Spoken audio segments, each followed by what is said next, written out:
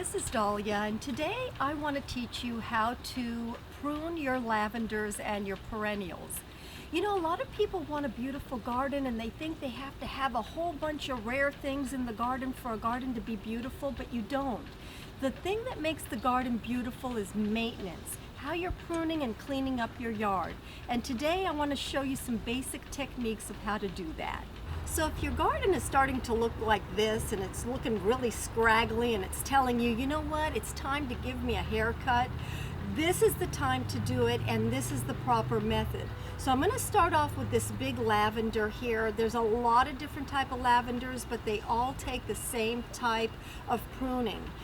This lavender is the multifata, so what you want to do is you want to kind of take and assess the plant and see how far down is it going to the top of the foliage, and then you can go ahead and just grab it like hair, just like a haircut, and just below the foliage go ahead and start taking all of the flower heads off and just give it a nice clean haircut. This is going to rejuvenate this lavender to come back and look beautiful again. You won't believe how gorgeous this plant is going to look once it gets this haircut. Now see how I'm kind of leaving a little bit of the greenery, but I am not wasting too much time by cutting every single flower off. So I am going to go ahead and just give it a nice clean cut. Now this is how your lavender should look when it's done. Now this is the Goodwin Creek lavender, which is more of a grayish type of lavender, which most people have. Once it starts losing its color and the flowers are fading, it is time. And once again, go ahead and pick it up like hair and assess the plant. Come on down just below where the flower is ending and cut it all off. So that's how this plant should look when you're done. Now if you've got this type of lavender here, the same type of thing. I'm not going to go around and prune every single little flower head off. I'm going to pick it up like hair, take it down about halfway, and I'm going to give it a wonderful little haircut. You won't believe how beautiful the lavenders come back once you give them a beautiful haircut. So this lavender here is just going to be so happy when it gets rejuvenated like this and comes back and it'll bloom its head off. The same thing with this lavender here. I mean, what's wrong with this? It is a rare lavender, it's white, but I'm going to do the same thing. I'm going to pick it up like hair, and I'm going to cut about half of it off, as you can see, and I am going to just give it a nice little haircut, and that's about as simple as it gets. The next plant that I want to show you how to prune correctly are the Pennisetum grasses, or a lot of the grasses actually take the same type of pruning technique. Whether you have a 5-foot by 5-foot big Pennisetum or it's just this size, they all have to be pruned the same way. And the way you prune the Pennisetum grasses is you just pick it up like hair and you chop them all the way down to the bottom, all the way down to the ground. And don't leave even a stub left. You're just going to want to take it and prune all of it down to the ground. When you do this, this plant is going to get rejuvenated and come back looking gorgeous. And this is how your Pennisetum grasses should look when you're done pruning them correctly. Believe me, this will come back up within a week. It'll start giving you all these beautiful new gorgeous foliage, and it is just the only way to prune your grasses. Same thing for basic perennials like your penstemons and your scabiosas, the flowering stuff in the garden. You don't have to go around and, you know, take too much time. This one right here is the Margarita Bop penstemon, and all I'm going to do, what am I going to do? Pick it up like hair. I'm going to chop all the flowers off just till I can see just a little bit of the foliage left.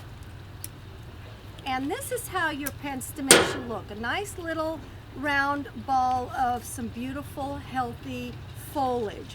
Same thing with the scabiosa. I mean, the foliage looks good, but all the flowers are dead. So what am I gonna do? I'm gonna pick it up like hair, and I'm just gonna go just right above the foliage, take everything off, clean it up, just pick it up like hair, and this doesn't take but a minute to do.